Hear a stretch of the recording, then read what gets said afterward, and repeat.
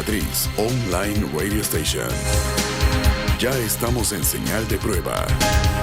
Escucha nuestra señal de prueba. Matriz Online Radio Station. Dale clic aquí.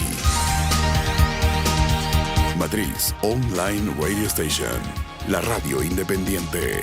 Con excelente música, información, opinión, boletines informativos y entrevistas. Muy pronto. Solo dale clic. Dale clic aquí. Matriz Online Radio Station. Muy pronto empezaremos. Quédate con nosotros.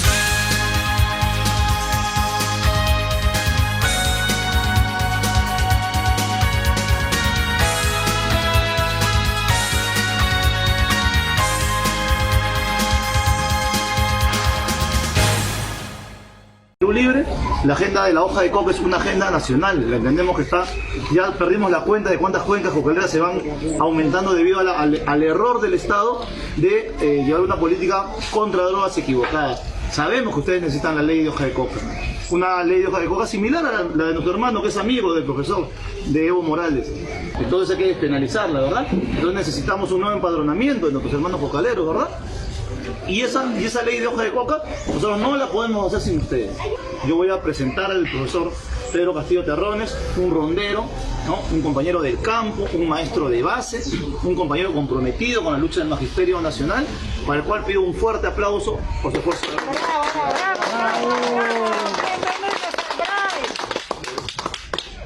Muchas gracias, hermanos, a todos y cada uno de ustedes.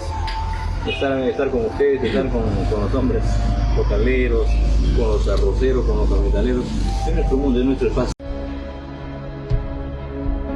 Otra vez los extremos enfrentados, y nosotros, los del medio, la más grande población, los que soñamos, los que luchamos, tú, yo, los que sí definiremos el rumbo del país, vemos con preocupación cómo nuestro Perú se llena de odio. Los del medio somos más, y si quieren ganar estas elecciones, deben escucharnos. Queremos un país que no retroceda, un país que garantice justicia, igualdad, democracia y oportunidad, pero no esa justicia que le quita a unos para entregarle a otros, no esa igualdad que mata de hambre a todos por igual, no esa democracia que acostumbra con sangre imponer sus ideas a los demás, no esa oportunidad que te obliga a salir del país para salvar tu vida. No queremos un cambio de país, nos gusta el país que tenemos, es realmente hermoso. Lo que sí queremos es un país con reformas y mejoras, que mejore la salud, la educación, que nos recuperemos rápidamente de esta pandemia y vuelva el empleo, el trabajo, que vuelva el restaurante de mi tía Rosita, la panadería de mi amigo Ricardo y la tienda de la señora Manuelita. Que el esfuerzo de todos los peruanos llegue a más peruanos, eso es garantizar la paz. Los del medio somos más, y elegimos el camino de la democracia y las reformas, eliminando toda sombra de terrorismo, sin cerrar las fronteras, sin prohibir el comercio, sin expropiarle el negocio a los Flores, a los Quispe, a los Sánchez. Los del medio elegimos no cambiar el país, los del medio elegimos reformar democráticamente nuestro Perú, porque somos más. Este 6 de junio, el destino del Perú está en tus manos. Vota bien.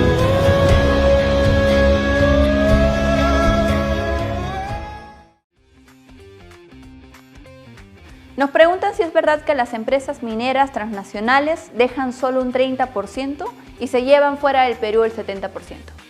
Esto es falso. Las empresas mineras formales actualmente pagan entre impuestos y otros aportes más del 47% de sus utilidades. Esto es más de lo que pagan las empresas en otros países mineros, como en Chile, Canadá o Australia. Pero además, en el Perú las empresas mineras reinvierten en nuevos proyectos y en sus operaciones entre el 30 y el 40% de sus utilidades. Es decir, compran productos o contratan servicios a otras empresas peruanas. Esto genera empleos, ingresos y más pago de impuestos para el Perú. Si sumamos ese 47% con un 30% en promedio de lo que se reinvierte, tenemos que no menos del 77% de las utilidades ya se queda en el Perú. Es decir, 77 de cada 100 soles de las utilidades generadas por las empresas mineras reingresan a la economía para generar más bienestar para todos los peruanos.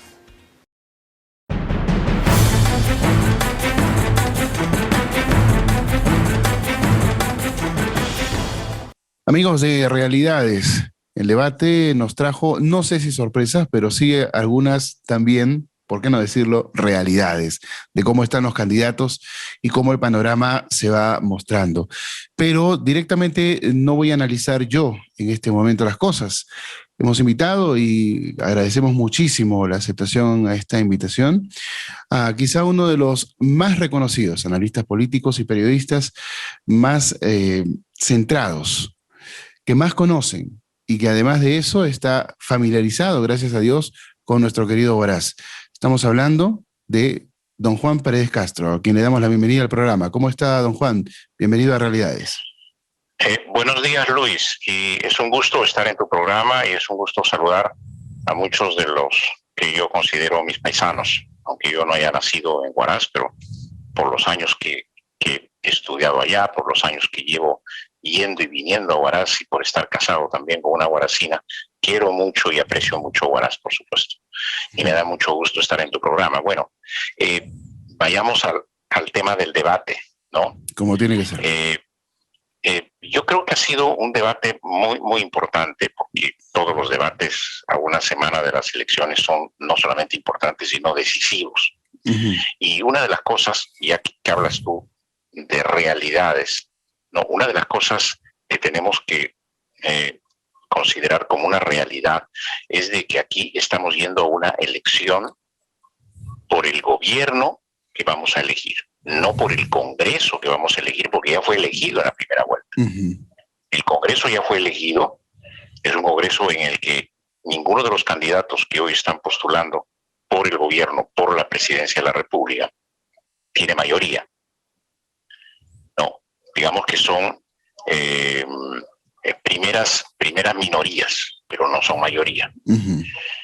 De ahí que sorprenda que el candidato Pedro Castillo insista mucho como su principal eje de campaña y de objetivo de gobierno una nueva constitución. Uh-huh. Claro que como presidente de la República va a tener la facultad y la potestad de presentar todas las iniciativas de reforma y de cambio en la Constitución. Pero una de las cosas que le está diciendo al electorado es que él prácticamente va a dar una nueva constitución. Él no puede dar una nueva constitución porque esa no es su facultad. El generar una nueva constitución, redactar una nueva constitución, hacer cambios en la constitución, hacer reformas en la constitución, es potestad y responsabilidad del Congreso de la República. Inclusive un tema como el referéndum tan delicado también es función, potestad y prerrogativa del Congreso de la República. Uh-huh. Eso hay que ponerlo muy claro en la realidad, claro. Porque si en el eventual caso de que el señor Pedro Castillo ganara la elección del 6 de junio, imaginemos que quiera imponer una nueva constitución. Uh-huh. Los cambios constitucionales, incluso las reformas, por pequeñas que sean, y con mayor preocupación, un cambio constitucional requiere el consenso. Una constitución no puede ser la voluntad unilateral de una persona. Uh-huh. Porque el señor Castillo está yendo a esta elección con los votos que tuvo en la primera vuelta, 19%, más los que se han sumado, inclusive los que están contra Keiko Fujimori, votan por él, así como en el otro lado también todos los que votan contra el profesor Castillo votan por la opción de Keiko Fujimori, son los antivotos que están a uno y otro lado, uh-huh. ¿no? Uh-huh. Y contraponiéndose. Pero llegada a una elección, el presidente de la República elegido se convierte en el presidente de todos los peruanos. No es el presidente de un sector que quiere imponer algo. No, y peor todavía, estamos en una pandemia, estamos en una crisis sanitaria de las peores que hemos podido vivir nosotros. Uh-huh. Incluso comparándonos con muchos países del mundo, no hemos podido manejarla bien. y por lo tanto sus secuelas muy graves. Y ha generado una pérdida de empleo y una pérdida de producción y de productividad en el país. Y tenemos acompañado a ello una crisis económica. Entonces, con crisis económica, con crisis sanitaria, él introduce e impone un cambio constitucional. Imaginemos lo que es eso. Un cambio constitucional, ¿qué significa? Supongamos que él quiera imponerlo y dé un golpe de Estado. Imaginemos nosotros, ¿no? Porque también esas cosas suelen ocurrir en el país. Y hemos visto cómo se ha violentado también el cierre del Congreso el año pasado por Vizcarra. Y el año 19, perdón, el 19. ¿Y a dónde hemos llegado con eso? Hemos llegado a un nuevo Congreso que prácticamente ha hecho populismo puro todo el tiempo. Mire cómo hemos perdido nuestras condiciones democráticas. Entonces no podemos marchar hacia un nuevo abismo democrático. Vamos a tener al señor Castillo imponiéndonos una nueva constitución y no haciendo nada por reactivar la economía, no haciendo nada por mejorar la situación de la salud. Entonces, ¿en qué tarea va a estar él? ¿Cuál de las tareas van a ser las prioritarias? Si su prioridad va a ser una nueva constitución que es facultad del Congreso, va a estar en una confrontación con el Congreso tremenda, porque el Congreso no lo va a aceptar. Y si va a querer imponerle al Congreso por la fuerza, de repente con un golpe de Estado, ¿a dónde vamos a ir? Porque cuando se cambie una constitución, todas las leyes de la República se tienen que adaptar a esa nueva carta política del país, hasta las pequeñas normas, todo. Entonces, vamos a vivir un infierno político en los próximos años, después de todo el infierno político de confinamiento y de precariedad que hemos vivido estos 2 últimos años, y los años perdidos durante el gobierno del señor Vizcarra. Imagínense, estamos siendo de 5 años perdidos a otros 5 años más. Y cuando el señor Castillo, tal como ha prometido, gobierne hasta el 28 de julio del 2026, hoy tendremos otro gobierno ya prácticamente prometiendo recomponer todo lo que este señor descompuso. Claro. Entonces, serenémonos un poco dentro de las realidades de las que precisamente tu programa encarna, y tengamos un nuevo gobierno, sea del señor Castillo o sea de la señora Keiko, pero un gobierno con mucha serenidad y con mucho aplomo para poder enfrentar lo que estamos viviendo. Tenemos una situación económica muy grave, con una pérdida de empleo.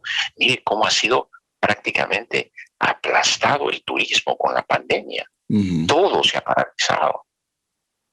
Entonces tengamos un poco de responsabilidad, o no un poco, tengamos el mayor grado de responsabilidad y un poco de cordura básica para pensar a la hora de votar, ¿no? ¿Qué es lo que estamos haciendo por el futuro del Perú?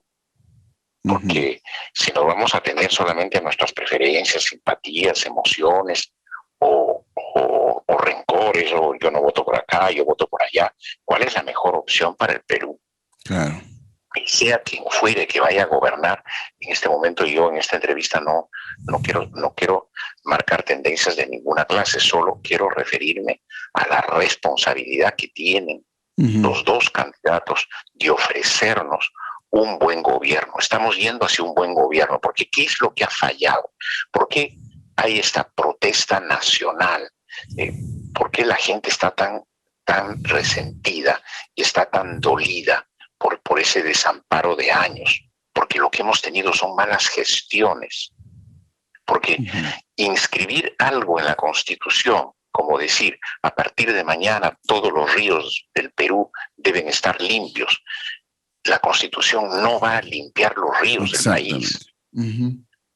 Así es. Porque solamente está en la Constitución.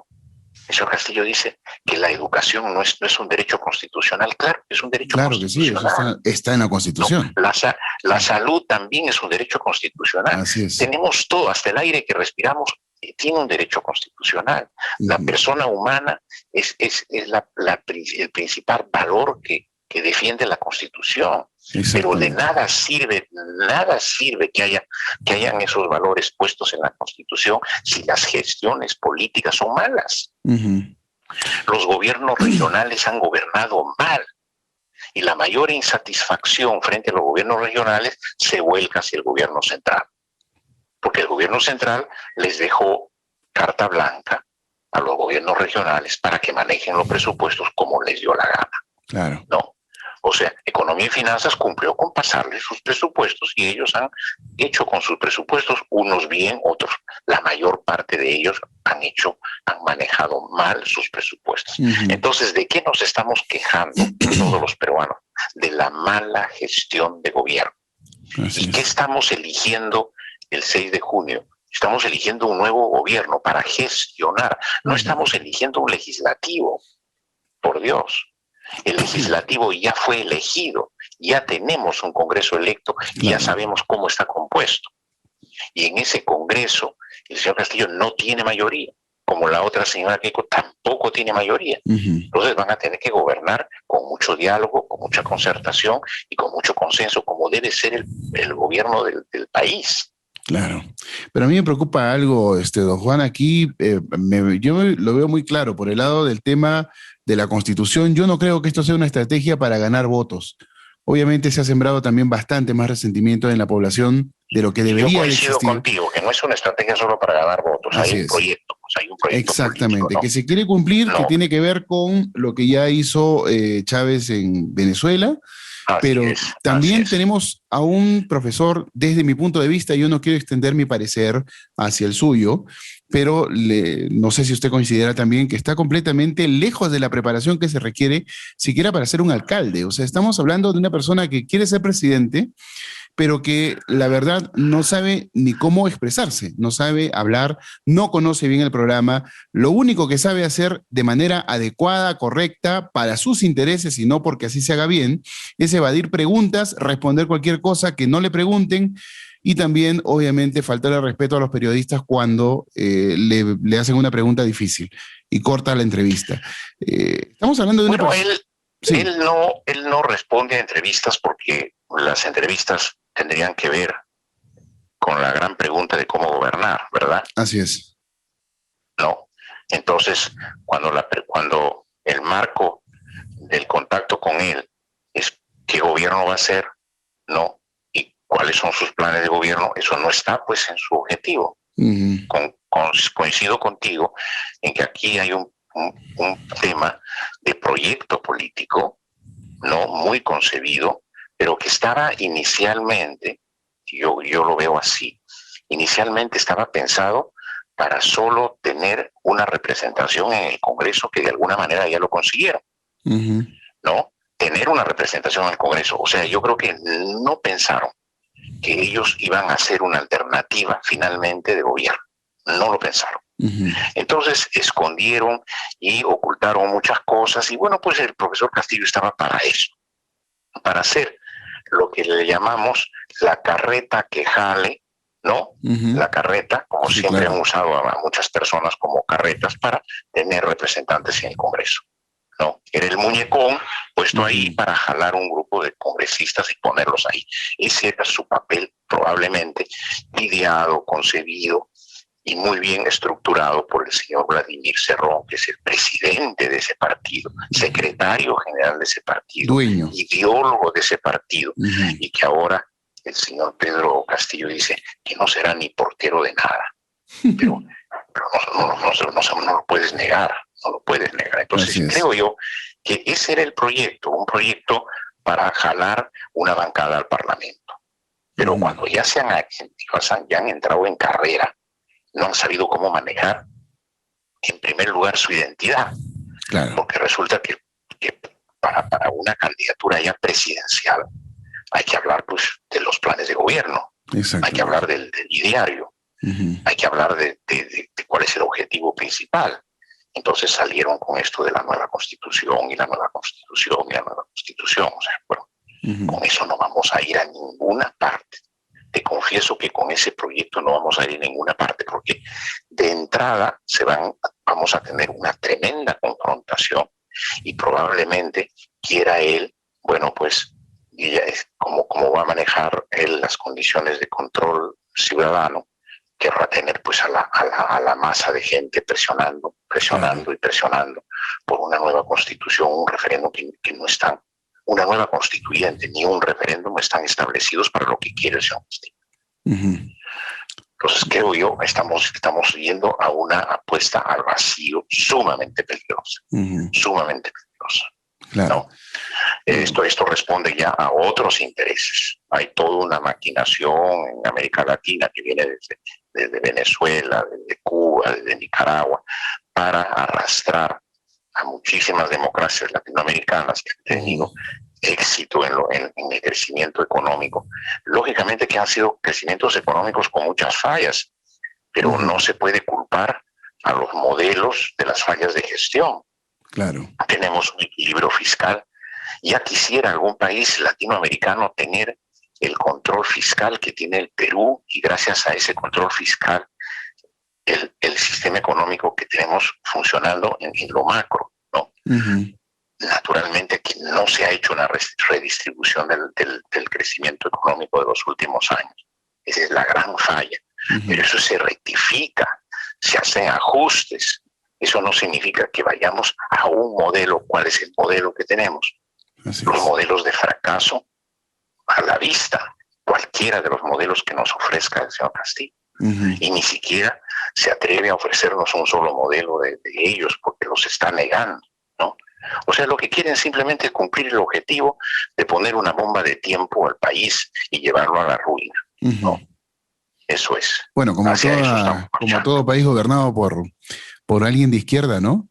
Básicamente es eso, generar una cúpula de poder que domine y maneje mira, todo. Ni siquiera le hacen el honor a la izquierda, porque inclusive la izquierda que lo acompaña no tiene la responsabilidad ni el mínimo de respeto por ella misma, esta izquierda, porque lo que quisiéramos tener es una izquierda democrática, una izquierda que crea que de verdad esté convencida de que con una economía de mercado social podemos avanzar. Pero no, esta es una izquierda todavía anclada en las viejas recetas del marxismo-leninismo. ¿Sí? Con esa izquierda no vamos a ninguna parte. Y lo triste es que la izquierda inteligente, la izquierda democrática, que de alguna manera, aunque en pequeña escala existe en el país, acompañe este tipo de proyectos absurdos.